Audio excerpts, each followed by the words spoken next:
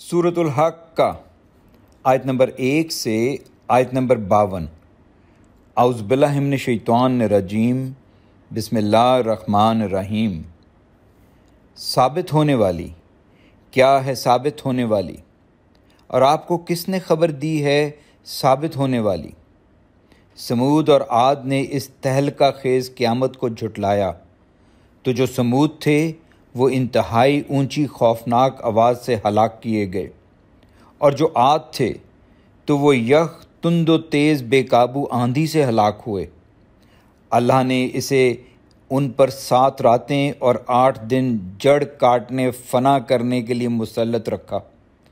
پھر تم اس قوم کو پچھاڑے ہلاک کیے ہوئے دیکھتے ہو، گویا وہ کھجور کے کھوکھلے تنے ہوں۔ پھر کیا آپ ان کی کوئی باقیات دیکھتے ہیں؟ اور فرعون اور جو اس سے پہلے تھے اور الٹائی گئی بستیوں والے گناہ کرتے تھے۔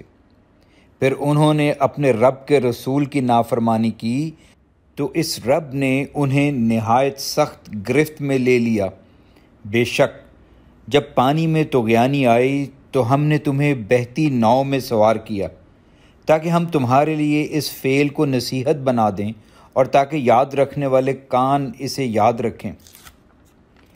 پھر جب سور میں ایک ہی بار پھونک ماری جائے گی اور زمین اور پہاڑ اٹھا کر ایک ہی چوٹ سے ریزہ ریزہ کر دیے جائیں گے، تو اس دن واقعہ ہونے والی قیامت واقعہ ہوگی، اور آسمان پھٹ جائے گا تو وہ اس دن بودا ہوگا، اور فرشتے اس کے کناروں پر ہوں گے، اور اس دن 8 فرشتے آپ کے رب کا عرش اپنے اوپر اٹھائے ہوں گے۔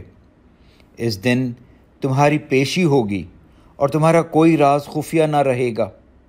پھر جسے اس کا اعمال نامہ اس کے دائیں ہاتھ میں دیا گیا تو وہ کہے گا، لو میرا اعمال نامہ پڑھو۔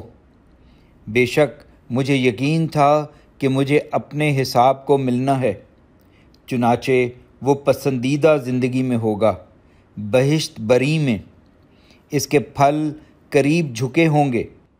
کہا جائے گا، مزے سے کھاؤ اور پیو ان اعمال کے بدلے جو تم نے گزرے دنوں میں آگے بھیجے۔ اور جسے اس کا اعمال نامہ اس کے بائیں ہاتھ میں دیا گیا تو وہ کہے گا، کاش مجھے میرا اعمال نامہ نہ دیا جاتا اور مجھے خبر نہ ہوتی میرا حساب کیا ہے۔ کاش وہی موت فیصلہ کن ثابت ہوتی، مجھے میرے مال نے کچھ فائدہ نہ دیا، میری سلطانی مجھ سے چھن گئی۔ حکم ہوگا، اسے پکڑو، پھر توق ڈال دو، پھر اسے جہنم کی آگ میں جھونک دو، پھر ایک زنجیر میں جس کی پیمائش 70 گز ہے اسے جکڑ یا پرو دو۔ بے شک وہ اللہ عظیم پر ایمان نہیں لاتا تھا اور نہ مسکین کو کھانا کھلانے پر شوق دلاتا تھا، لہٰذا آج یہاں کوئی اس کا غم خوار دوست نہیں، اور زخموں کے دھون کے سوا کوئی کھانا نہیں، خطا کاروں کے سوا اسے کوئی نہیں کھاتا۔ تو میں ان چیزوں کی قسم کھاتا ہوں جو تم دیکھتے ہو اور ان کی جو تم نہیں دیکھتے۔ بلا شبہ یہ قرآن رسول کریم کا قول ہے اور یہ کسی شاعر کا قول نہیں، تم کم ہی ایمان لاتے ہو، اور نہ یہ کسی کاہن کا قول ہے، تم کم ہی نصیحت پکڑتے ہو۔ یہ تو رب العالمین کی طرف سے نازل شدہ ہے، اور اگر یہ ہم پر کوئی بات گھڑ کر لگاتا تو یقیناً ہم اس کا دایاں ہاتھ پکڑ لیتے، پھر ہم اس کی شہ رگ کاٹ ڈالتے، پھر تم میں سے کوئی ایک بھی ہمیں اس سے روکنے والا نہ ہوتا۔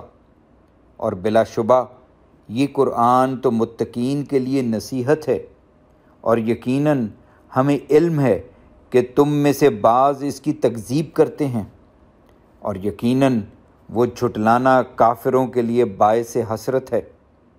اور بے شک یہ حق الیقین ہے، چنانچہ اپنے رب عظیم کے نام کی تسبیح کیجیے۔ الحمدللہ۔